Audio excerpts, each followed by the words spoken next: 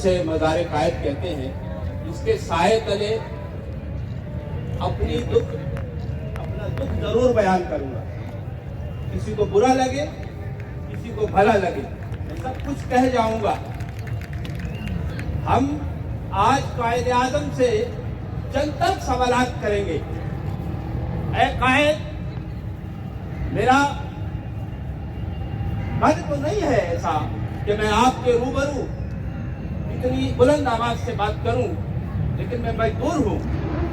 ऐ कायद, इसलिए मजबूर हूं कि आज मेरे साथ बैठा हुआ वो तहसीन आलम, आज मेरे साथ बैठा हुआ यूसुफ, जिसके शनाख्ती कार्ड ब्लॉक हैं, और उनका बच्चा एनडी यूनिवर्सिटी में दाखिले से महरूम है। उसका जुर्म क्या है कायद, बताएं। आपने 1938 में पटना में मुस्लिम लीग कन्वेंशन में कायद, उस वक्त आपको मोहम्मद ने जिना कहा जाता था।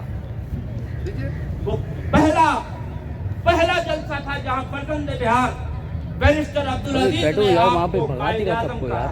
बैठो वहाँ पे, नहीं पिक्चर हो आपको 1938 में सबसे पहले बिहार में कायद आज़म का खिताब दिया। भैया, आज दुनिया भर के लिए आप कायद आज़म हो। बेटे बना वो छोड़ कायद, बताएं, क्या जब आपने तहरीक एक बंदा पाकिस्तान बना का आगाज किया करेगा, वरना तो बिहार के मुसलमानों ने आपके साथ कदम से कदम मिलाकर तहरीक पाकिस्तान में आपका साथ नहीं दिया था। कायद, मुझे बताएं कि 1946 में जब फैसला कुन इलेक्शन हुआ तकसीम के लिए, तो बिहार की 40 मुस्लिम नशिस्तों में से 34 सीटें बिहार के मुसलमानों ने मुस्लिम लीग को नहीं दी थी। कायद, बताएं कि जब सानहा बिहार हुआ, 50,000 मुसलमानों ने तहरीक पाकिस्तान को अपने लहू से उसकी आबियारी नहीं की थी। मेरे कायद, 1971 में जब आपके बनाए हुए पाकिस्तान, अंकल आप हटिए, जिसके लिए आपने अपना सब रोज कुर्बान किया, अपने लहू का अर्क निचोड़कर पाकिस्तान को दिया।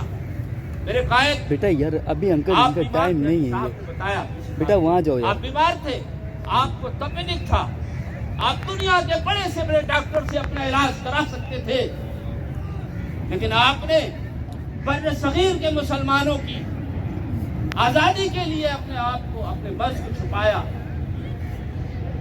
खुफिया रखा। तकसीम का अमल मुकम्मल होना चाहिए था।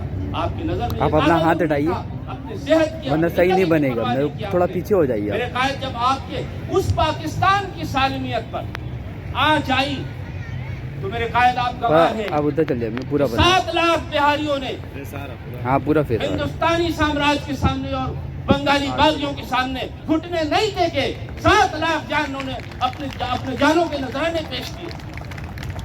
पाकिस्तान की हिफाजत के लिए नहीं बचा सके। 2 लाख हो गया हमारा मुल्क, उसमें हमारा कोई कसूर नहीं था। मेरे कायद, हम शर्मिंदा है कि नहीं बचा सके आपके पाकिस्तान को, लेकिन हमने अपनी जानें कुर्बान की हैं, हमने गर्दनें कटवाई हैं, हमारी आबरूएं लूटी गई वहां पर, हमारे बच्चे कुर्बान हुए हैं, हमारे जवानों ने यह नारा लगाया, अपनी जवानियां लुटाएंगे, पाकिस्तान बचाएंगे। East Pakistan civil arm force हमारे नौजवानों की थी, जिसने पाकिस्तानी फौज के साथ कदम से कदम मिलाकर दिफाए पाकिस्तान की जंग लड़ी।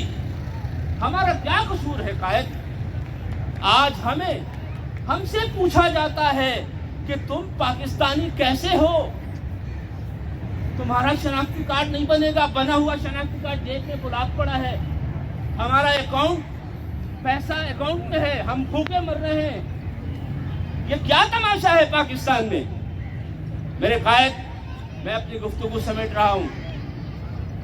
खुदारा आज के अरबाब इख्तियार को इतनी बसीरत दीजिए, इन हुक्मरानों को, इस मुल्क के चलाने वालों को खुदारा ये बसीरत भीख में दे दीजिए कि ये जो कुछ तुम कर रहे हो, 3.5 लाख महसूरीन जो बांग्लादेश के कैंपों में हैं, वो आपकी जिम्मेदारी है।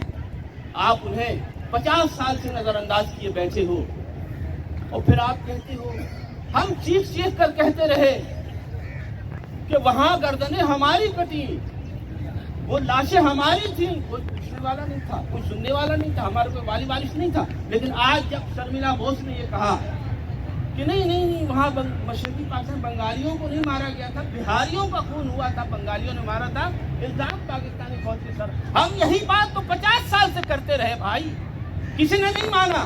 آپ شرمیلا بوس کی گواہی مان رہے ہیں. بہرحال میرے قائد تھوڑی سی بھیک دے دیجیے ان کو. یہ ہمارے ارباب اختیار کو بصیرت کی بھیک.